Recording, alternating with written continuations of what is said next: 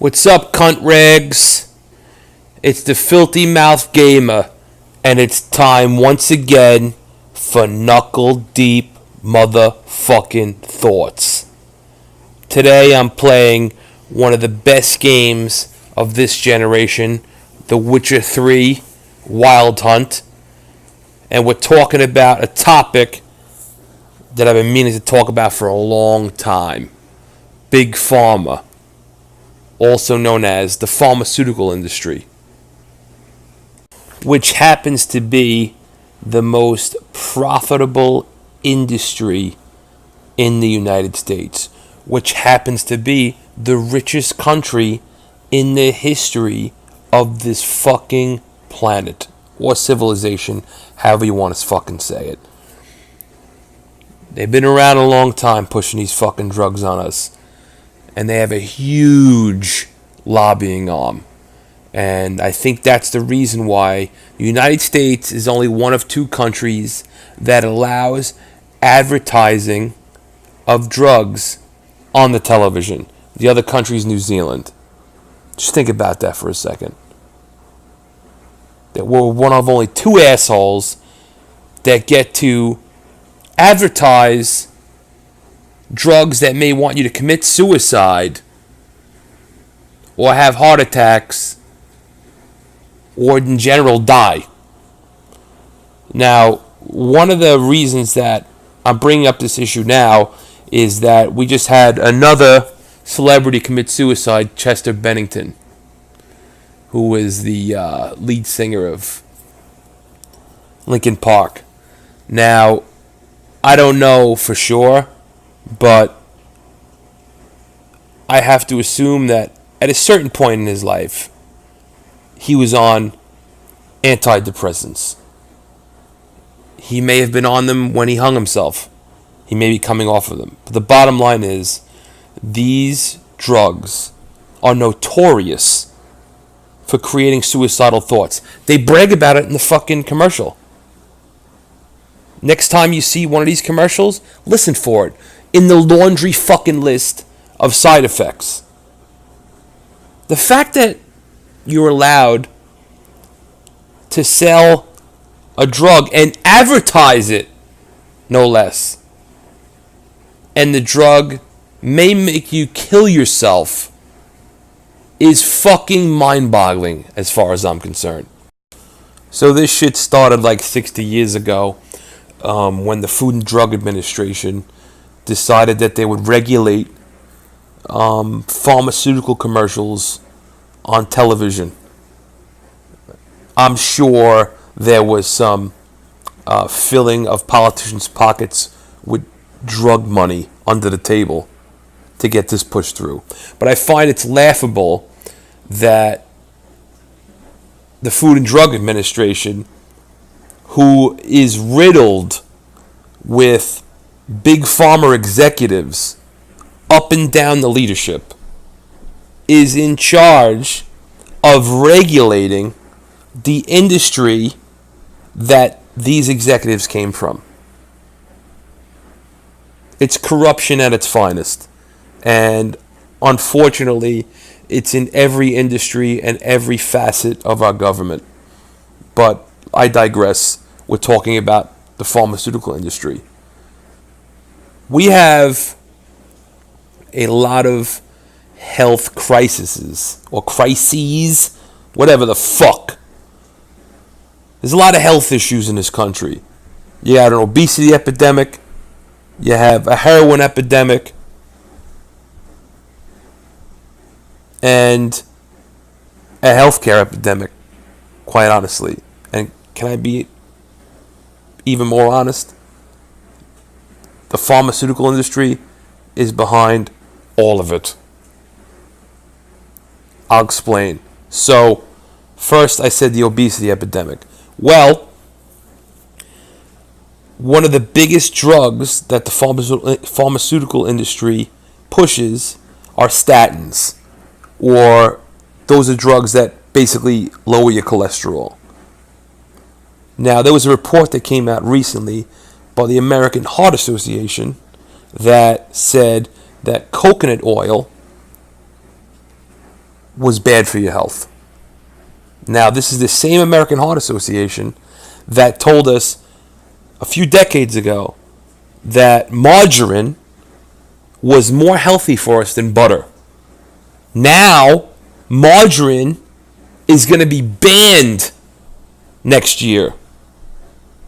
More generally, trans fats. These are fucking things that we were told were healthy for us. And they happen to turn out to be the most unhealthy fucking things to eat. Now, the same cocksuckers that told us that want us to believe what they say now. That coconut oil is the problem. Well, let me let you know a little secret. If you look at the funding of the American Heart Association, about half of it comes from the pharmaceutical industry, which has an interest in you taking cholesterol medication. They don't care about fixing your problem. They only care about treating your problem. They want you to be on that fucking drug for the rest of your life. Period. End of fucking story. Corporations, especially ones that are publicly traded, are only interested in profits. They just want that number to go up and up and up and up on the bottom of the balance sheet. If it takes killing people with their fucking product, they will do it. Make no mistake about it. Now, the second crisis I was speaking of is the heroin epidemic. Now you're saying, well, what the fuck does heroin have to do with the pharmaceutical industry? A lot. A giant portion of the profits come from painkillers. Many of these painkillers are known as opioids, like OxyContin and Vicodin and fentanyl and morphine. They're basically synthetic opiates, heroin being an opiate. Now, what happens is they push these painkillers on people, their prescription runs out, and people are in physical pain from the withdrawals. So they search out something that will alleviate that pain. Heroin. Because it is an opiate. OxyContin is synthetic fucking heroin. This problem we have in this country of heroin, you could trace it all the way back to the pharmaceutical industry. That's a fact. And the way they push these things is they send out pharmaceutical representatives to doctors' offices all across this country. And they come bearing gifts. They come with bagel spreads. They come with food. They come with all kinds of shit. And they have a presentation. And they give this presentation to the doctors. And the presentation goes something like this. Well, Dr. Asshole, if you push some of these pills, we'll give you free samples for people to try it out. Let's say you push 100,000 pills this month. Then we'll send you a trip to Hawaii. If you push 500,000 pills, then we'll send you a trip to Europe. If you push 1 million fucking pills, we'll send you to fucking the moon. You get what I'm talking about. These doctors are fucking bribed, basically. And, you know, they know how to tiptoe around the law. They're basically bribed to push these fucking drugs. Now, not all doctors are scumbags like that, but a lot are. A lot of them will fucking prescribe you pills that you may not even need, just so they get the perks. That's going on everywhere. Also, when you see the commercials on the television for these drugs, guess what?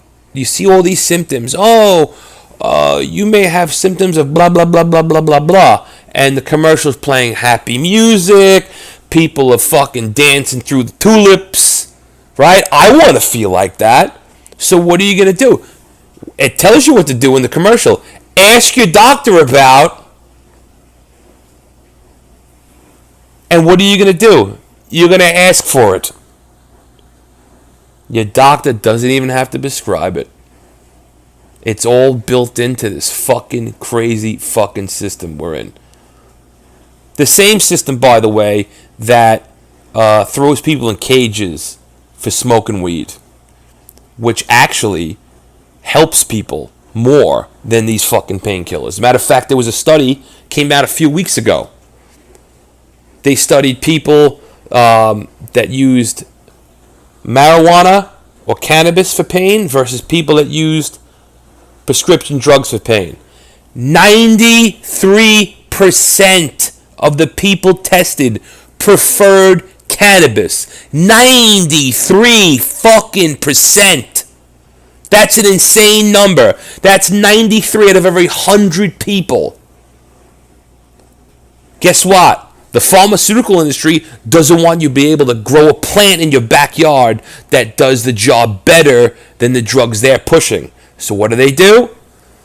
They take their money and they shoot down legalization laws. Like in Arizona, the company that makes fentanyl, which is a painkiller 100 fucking times more potent than morphine, spent millions of dollars for propaganda, what a jerk off. For anti-cannabis propaganda publications, commercials, and they defeated it. These people don't give a fuck if you survive. They don't give a shit how you feel. They're just looking to make fucking money. And it's your job out there, ladies and gentlemen, to do your fucking research. Don't blindly listen to these cocksuckers. Do your research. Or just swallow drugs that may kill you or make you commit suicide. It's your choice. I personally will choose to question every fucking thing. Sometimes it may be a matter of life or fucking death. Now don't forget to subscribe and like our channel, you fucking cunts!